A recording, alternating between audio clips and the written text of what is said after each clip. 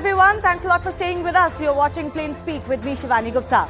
The Congress party has once again trained its guns on not just the BJP, which is the political opponent, but also the RSS, the fountainhead of the latter.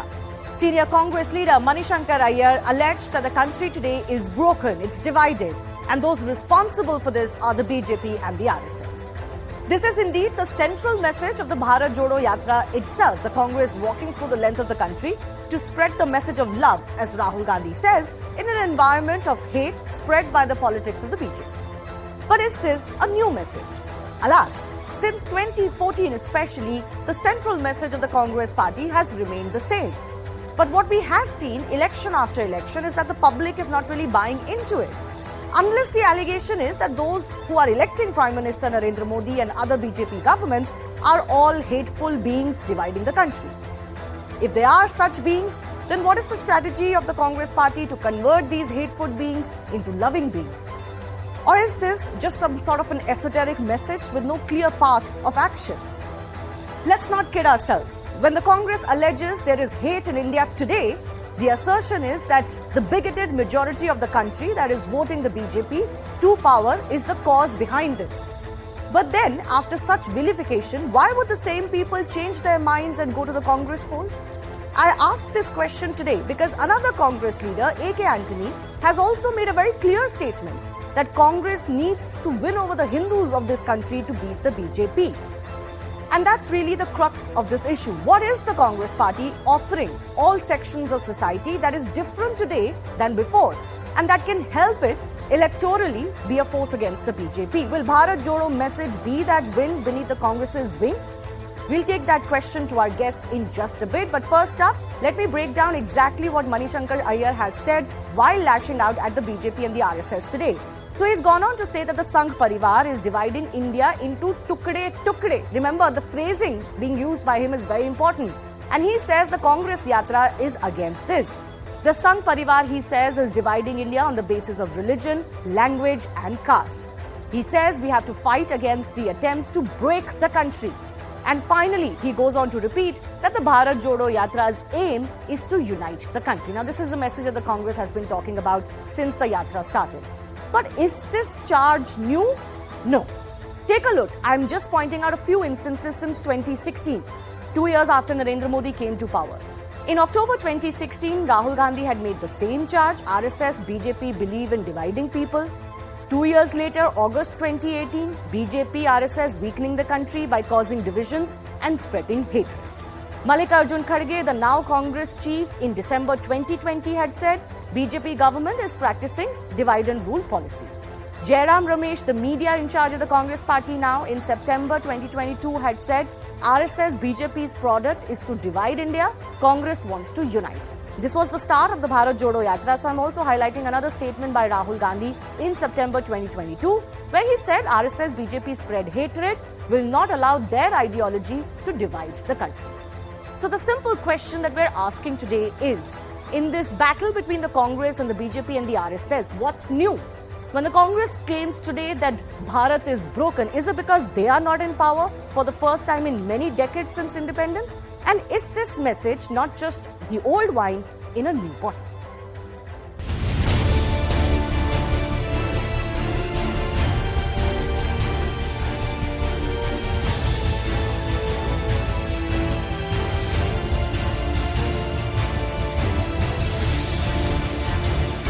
धर्म के आधार पर, भाषा के आधार पर, जाति के आधार पर, संस्कृति के आधार पर भारत को टुकड़े टुकड़े बनाने वाले ये संघ परिवार के लोग हैं।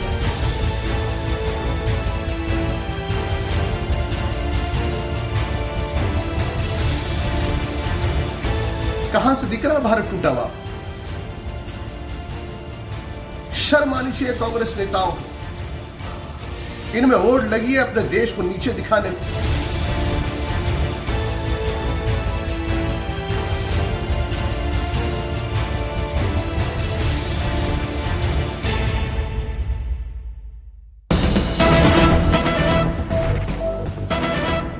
After Mani Shankar Aiyar, Mallikarjun Kharge, the new Congress chief, has also attacked the RSS and the BJP. He's gone on to say that the RSS and Modi will try to impose dictatorship in the country. Let's first listen into what he said.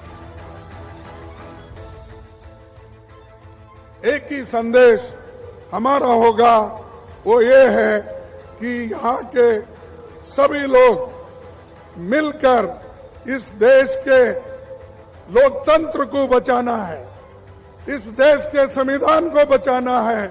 ये हमारा main कर्तव्य है, ये अपना कर्तव्य है। अगर इसको नहीं बचाएंगे तो ये बीजेपी के लोग, आरएसएस के लोग और मोदी जी इस देश को पूरा बर्बाद करके, लोकतंत्र को खत्म करके वो डिक्टेटरशिप के तरफ जाने की कोशिश करेंगे। Well, so along with the charge of dividing the country, doing tukre of the country, we'll ask the question, of course, of who is the real Breaking India force. But now, again, a charge that has been made ad nauseum by the Congress party and its ecosystem that India will turn into a dictatorship, if it hasn't already, according to them, under Narendra Modi and the RSS, has also been made by the new Congress chief. Let me open this up to our guest joining us, Anila Singh of the BJP, JB Mathur of the MP in Rajya Sabha of the Congress party, Professor Madhav Nalapad is Vice Chair, Manipal Advanced Research Group, and Sanjay Jha is former Congress leader and political analyst joining us on the show. JB Mathur, let me come to you first up. Is this not all something we've already heard for the last 8 years? What is new in what the Congress party is saying today? Let me make it very clear that today is the 138th foundation day of Indian National Congress. And Indian National Congress has been very clear on what our ideology has been, what our stand has been, how this country, our forefathers has seen our country to be, and what it is there in the Constitution. So as far as we are concerned, we are very clear. We speak the language of love. Congress party speaks the language of love. Rahul Gandhi speaks the language of love. And Bharat Jodo speaks the language of love. Whereas, on the other hand, what is it that we see? This last Sunday, BJP MP Pragya Singh Thakur made inflammatory remarks, which is to incite violence between different communities. Earlier, we saw BJP MP Parvesh Verma. He called for a total boycott, that no one should buy anything from one community. I mean, there's another former BJP MLA, Sangeet Som.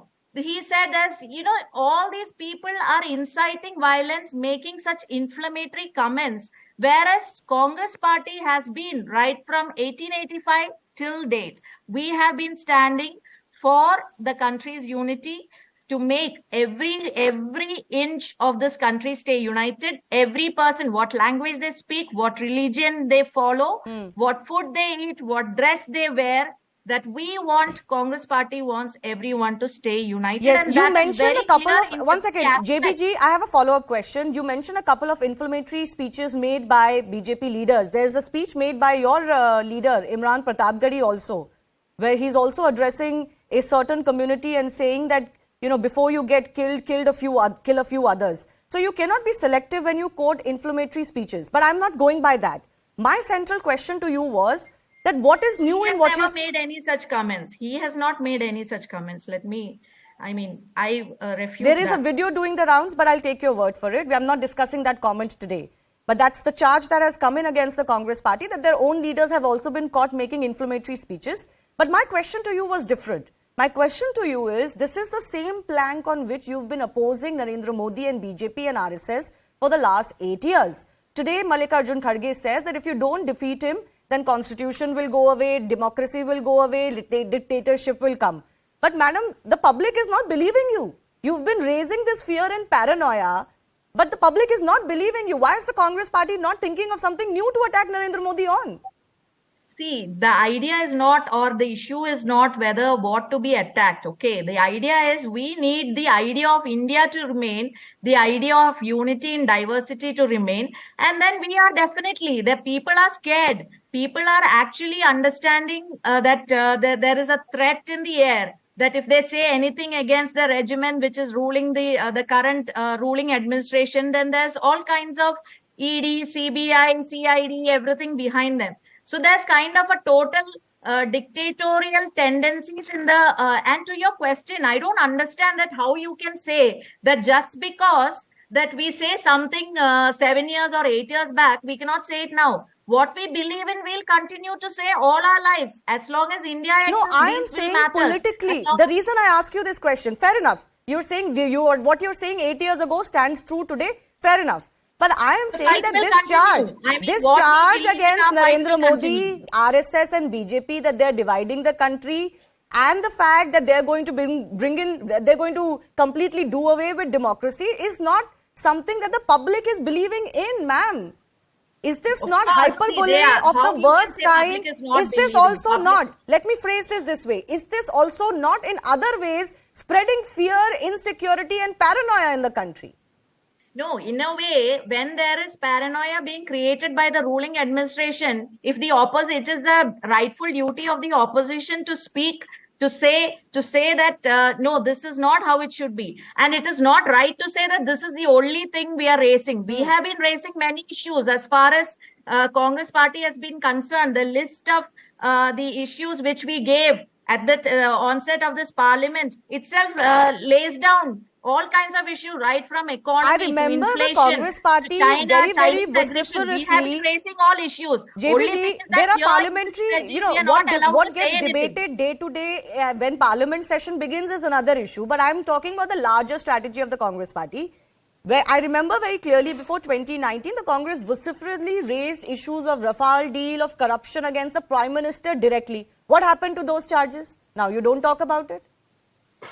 We have been continuously raising on the issues of corruption. We have been continuously raising on the failure of this government in curbing inflation, in price rise. We have been raising as and when each issue comes up, we have been raising. Okay. So, can I open this up to some of our other guests? And JB Mathur, I'll come back to you. Anila Singh of the BJP, please respond. You must have heard what Mani Shankar Aiyar has said today. It's interesting. He's using the term tukde, which the Congress party till today used to feel very, offended by because of the entire JNU episode, post which Rahul Gandhi went to JNU and several of their members have been in support of what had happened or seen backing the people involved. One of those individuals involved in that JNU episode is actually now part of the Congress party. But leaving that aside, two big charges. The BJP and the RSS continue to divide the country. That's their central message. And now Mallikarjun Kharge says, if Narendra Modi continues, you will turn this country into a dictatorship. My Ram Ram to everyone. सबसे पहले अंग्रेजों की खड़ाऊ लेकर सत्ता चलाने वाली Congress party को उसकी फाउंडेशन डे की ढेर सारी बधाइयां. So these are the people who have learned divide and rule from Britishers, and that type of politics they inherited from them and they carried it out. So the thing is, when we talk about division, divisive politics, it is what Congress has done in our country and what Congress is doing in our country. मैं बताती हूँ शिवानी, नफरत की राजनीति की बात जो इनके अध्यक्ष कर रहे हैं, नफरत क्या होती है. कश्मीर में हिंदुओं के साथ क्या हुआ? कश्मीर में हिंदुओं के साथ वही हुआ जो ज्यूज के साथ हिटलर ने किया. So if he compares Narendra Modi ji with Hitler, then he has to come out and answer about the leadership of his own party during their time, how the Hindus had to face the wrath in Jammu and Kashmir. They are not going to answer that. मैं बताती हूँ नफरत क्या होता है. नफरत ये होती है जब इंदिरा गांधी जी का असैसिनेशन हुआ था, उसके बाद कत्ले आम हुआ सिखों का, and when Rajiv Gandhi ji was asked that why it is happening, he said एक बड़ा वृक्ष जब गिरता है तो धरती हिलती है, और उस धरती हिलने में सैकड़ों सिखों के सर कलम कर दिए गए. नफरत की बात ये हमें सिखाते हैं कि नफरत क्या होती है. हिंदुओं को काट डाला, सिखों को काट डाला, और नफरत की बात करते हैं, तोड़ने की बात करते हैं. I need to understand from the representative of Congress party, madam, please tell me, your leader started Bharat Jodo Yatra from Kerala. Kerala में कुछ टूटा हुआ दिखाई दिया? तमिलनाडु में दिखा, आंध्रा में दिखा, तेलंगाना में दिखा, कर्नाटका में दिखा, कहां दिखा? राजस्थान में दिखा? कहां दिखा आपको? That is why Rahul Gandhi said that wherever I go, I find love. Love in between the citizens of a great country. Okay, so actually that's a good these point. These contradictory statements from the Rahul and his leaders Okay, that's a good what point. Let me Manishankar, take that to Professor Aiyar is Nalapad saying, also. What Malika Arjun Kharge is saying. Okay, yes, it is yes. so Respond to the contradictory. dictatorship charge also. Anilaji, respond to the dictatorship charge. That is what I have said. What happened in Kashmir, isn't it equivalent to what happened to the type of treatment which Hindus got in Kashmir? They were killed. Katle-aam hua. Kiske tenure mein hua? It happened in a similar way, the way Jews were treated in Germany by Hitler. Okay. So, ye hai Hitler Shahi. Okay, okay, all right, all right. जवाब देंगे Professor Congress की Madhav representation Nalapad, यहाँ पे। you know, one point that the BJP does raise is that on one hand you say that when I go across the country there is only love, the public is not into hatred. On the other hand, now senior Congress leader says that Bharat is broken, that India is broken. Only one of them could be true. Look, I'd like to say very clearly that the Narendra Modi was not made Prime Minister because of the votes of the RSS. That it was by the votes of the Indian voter, all the voters, whether RSS or not, and a lot of those votes were also of different communities. So that's a reality. The second thing is, I mean, the Congress Party. Jemmy Mehtar is quite an outstanding parliamentarian, and I'm delighted the Congress Party has basically nominated her because she comes from a family that has really done a lot for the party. But I'd like to say that the Congress Party, after 1947, they seem to have tried to forget the issue of partition. It is a fact that the country was partitioned on the grounds of religion. It cannot be. You cannot run away from that and say Pakistan is like, it is like Egypt or some other country. It is a country torn away from India, and why? On religious grounds. From that point of view, Kashi, Mathura, and Ayodhya are the key holy sites of the Hindus. Like, for example, for the Muslim community, and I'm proud to say that my mother converted to Islam, and she was a proud Muslim to her very end. I'd like to say that Kashi, Mathura, and Ayodhya are the Makkah, the Medina, and the Al-Aqsa of the Hindu community. Why, after 1947, a country that was partitioned, nothing was done about these three?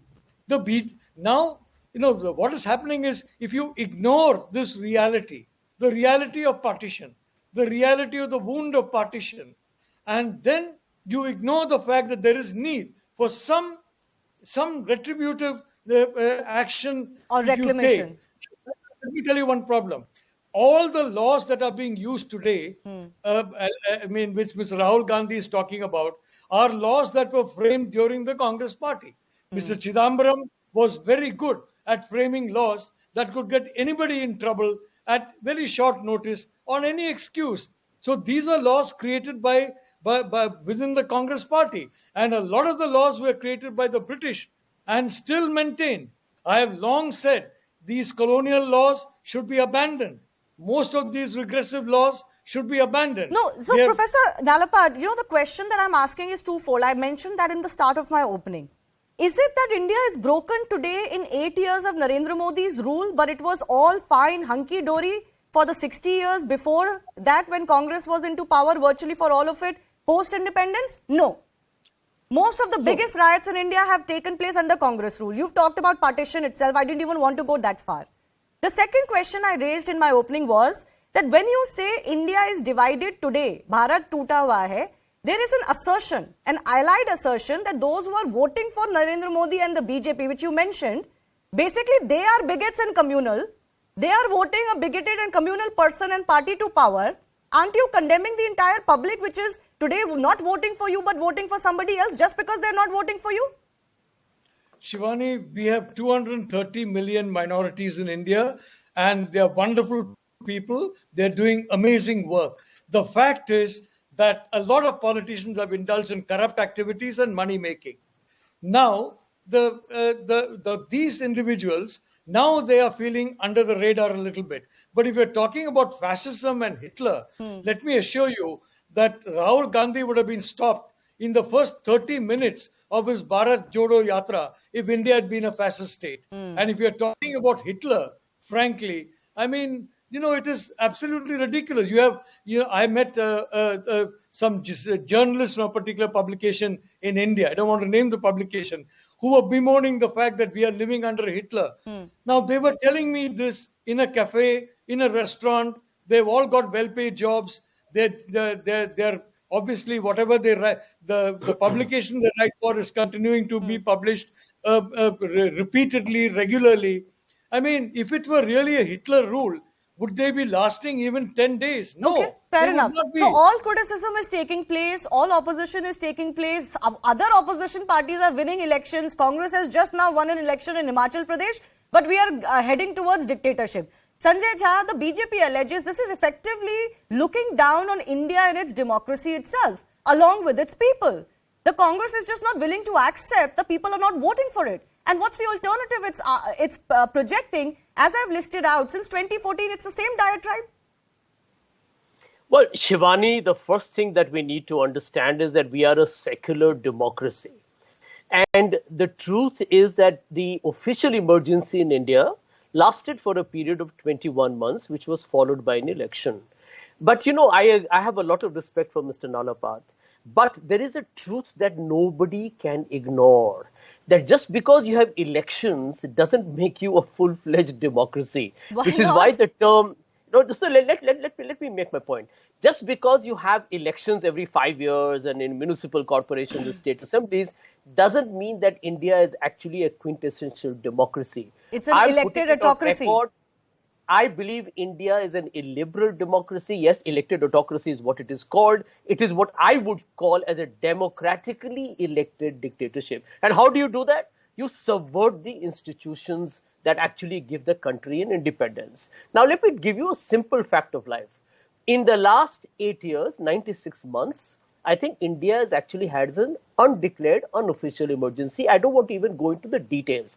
But there were some comments made by the BJP spokesperson that have to be countered. Number one is this, that, she talks about 1984. No one in their right senses will ever condone that mindless, ugly violence. But she's very quiet about the fact when Mr. Modi was the chief minister of Gujarat, the worst riots, which people have called as a state-sponsored genocide, happened under his watch. The Supreme Court of India called him Nero. And Nero is a famous character who looked away while obviously Rome burnt. So that's not a secret anymore. So I think the truth of life is that India is polarized and divided today. And I'll give you only one example. Let's not even go into details. Okay. I'm going to quote to you, Shivani, the Supreme Court of India on hate speech as on October 2022. It will take me 15 seconds. Just here, this is the Supreme Court of India telling Mr. Narendra Modi's government. Hear the words. This is the 21st century. What have we reduced God to? Article 51 says we should all have a scientific temper. In the name of religion, what is happening? This is tragic. These are the words of the Supreme Court of India. Have you ever heard of this anywhere in the world? It's unprecedented. And you have Pragya Singh Thakur talking about weaponizing hate. And 2 days have gone.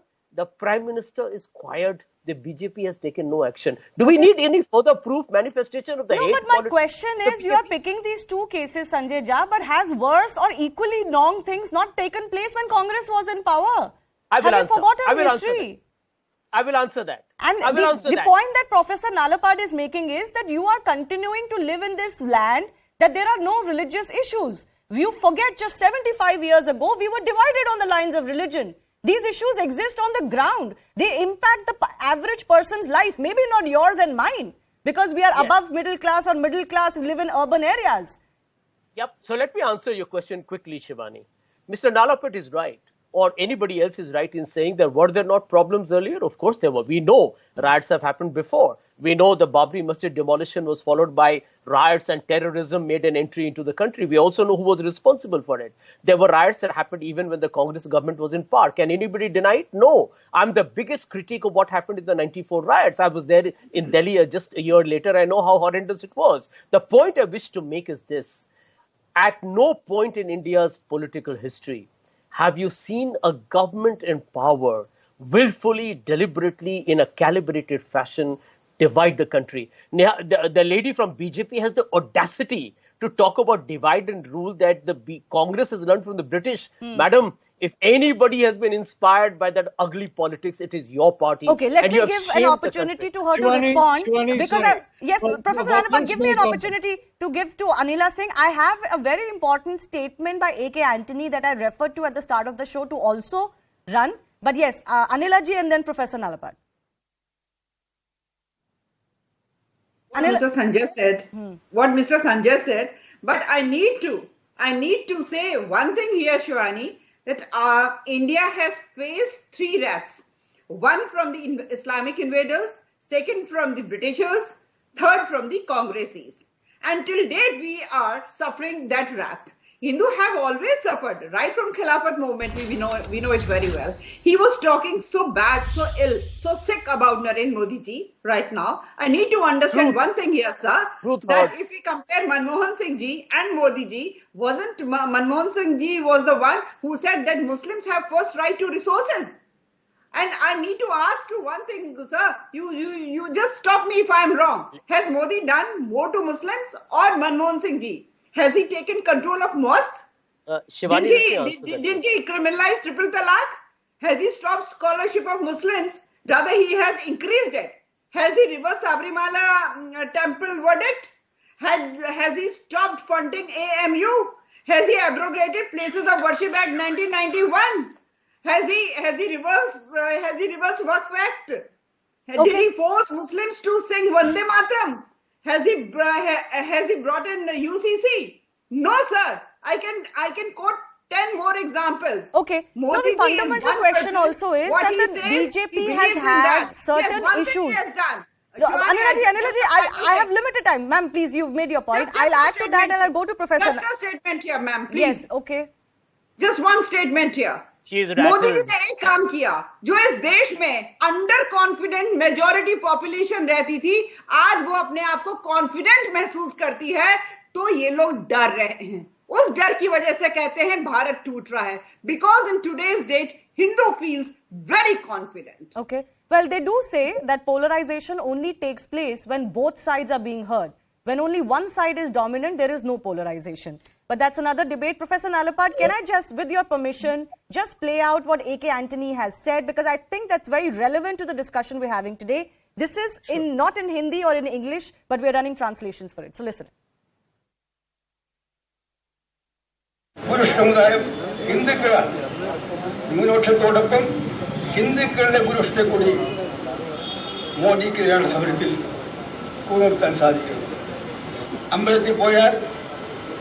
നെറ്റിയിൽ തിലകം ചാർത്തിയാൽ ചന്ദന കുളിട്ടാൽ ഓളം തന്നെ അവർ മുതൽ ഹിന്ദുത്വ സ്വീകരിക്കുന്ന ഒരു സമീപനം, ആ സമീപനം മോഡിയുടെ ഭരണം വീണ്ടും വരാൻ മാത്രമേ സഹായിക്കൂ.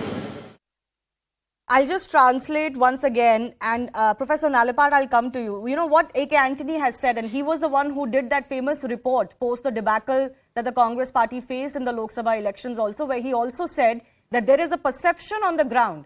Whether it's true or not is a separate issue, but there's a perception on the ground that the Congress favors minorities more than the majority of this country, and it is losing support because of that partiality, if I can use the word. I'll quote to you what he has said.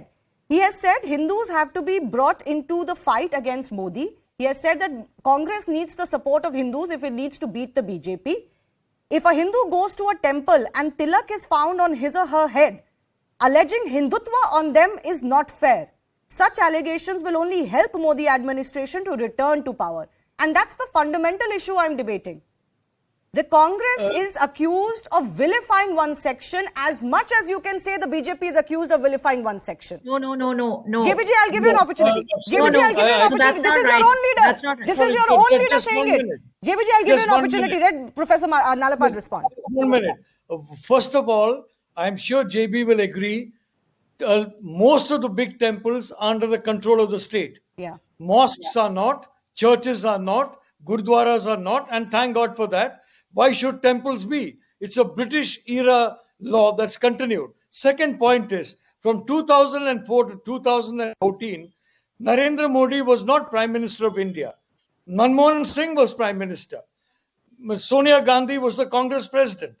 All these horrible things that Sanjay has been talking about, that Narendra Modi did. They had 10 years to investigate that. And Chidambaram, And all these people, they are masters at investigating. They would have investigated and investigated. In 10 years, they could not come up with a scrap of evidence that Modi was in any way responsible for those horrible riots. No, Just for as you 2002, cannot the say case went on for Congress 20 years. They were were absolved responsible of for all their charges. It has gone through the cycle of judicial system in India.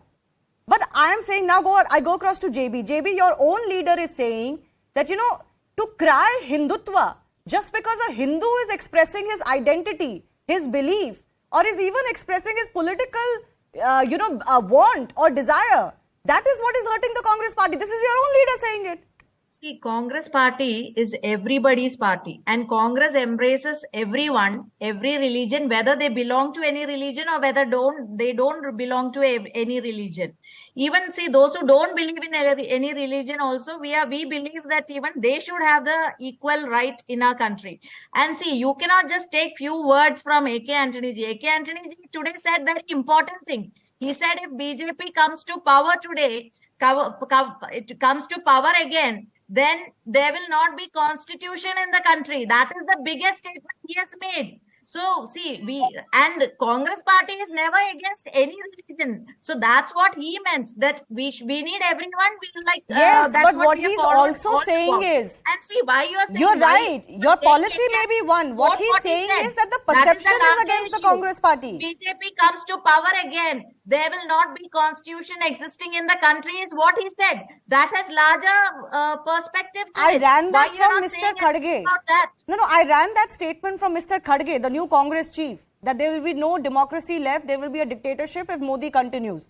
That part I have run. Yes, we apprehend that. Because see, there is the biggest place where there should be constitutional debate and discussion is Parliament, where the BJP do not even allow other opposition MPs to speak on what they want. I've They run will out of only time. allow, The larger MPs question continues, what, apart from the they want. exercise That's of the not Bharat the- Jodo that's not Yatra and its democracy. messaging. So we are fearing Is it whether something that is breaking democracy the will mold that the exist or not Congress in party has country? got itself And it is stuck our in as far concern as and we will electoral continue politics to is raise concerned? concern, whether it's Kargilji or whether it's A.K. Antony ji, we will continue to raise our concern whether democracy will exist in this country, and we will continue to fight to ensure democracy exists. All right, I'll leave it at that. I do thank all of my guests for joining us. Time for a very short break. On the other side, we're putting a lens on interfaith relationships that have come under the scanner recently. From Uttar Pradesh to Jharkhand to Mumbai, there are several brutal cases linked to interfaith relationships or marriages that are coming to light, where women are being murdered quite brutally. We'll shine a light on these cases in just a bit.